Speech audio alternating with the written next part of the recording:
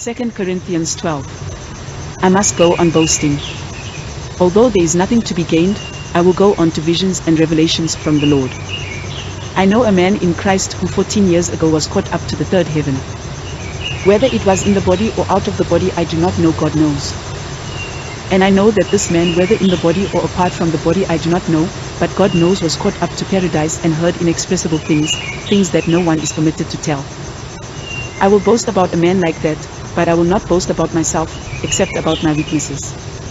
Even if I should choose to boast, I would not be a fool, because I would be speaking the truth. But I refrain, so no one will think more of me than is warranted by what I do or say, or because of these surpassingly great revelations. Therefore, in order to keep me from becoming conceited, I was given a thorn in my flesh, a messenger of Satan, to torment me. 3 times I pleaded with the Lord to take it away from me. But he said to me, "My grace is sufficient for you, for my power is made perfect in weakness." Therefore I will boast all the more gladly about my weaknesses, so that Christ's power may rest on me. That is why, for Christ's sake, I delight in weaknesses, in insults, in hardships, in persecutions, in difficulties. For when I am weak, then I am strong. I have made a fool of myself, but you drove me to it. I ought to have been commended by you, for I am not in the least inferior to the super-apostles, even though I am nothing. I persevered in demonstrating among you the marks of a true apostle, including signs, wonders and miracles. How were you inferior to the other churches, except that I was never a burden to you? Forgive me this wrong.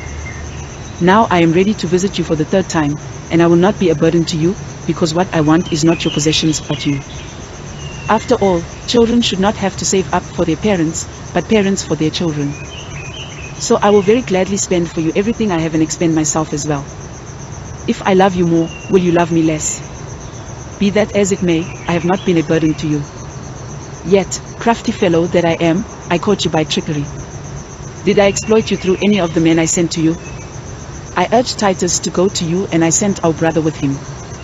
Titus did not exploit you, did he? Did we not walk in the same footsteps by the same Spirit? Have you been thinking all along that we have been defending ourselves to you? We have been speaking in the sight of God as those in Christ, and everything we do, dear friends, is for your strengthening. For I am afraid that when I come I may not find you as I want you to be, and you may not find me as you want me to be.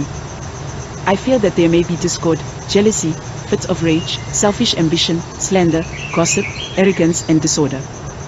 I am afraid that when I come again my God will humble me before you, and I will be grieved over many who have sinned earlier and have not repented of the impurity, sexual sin and debauchery in which they have indulged.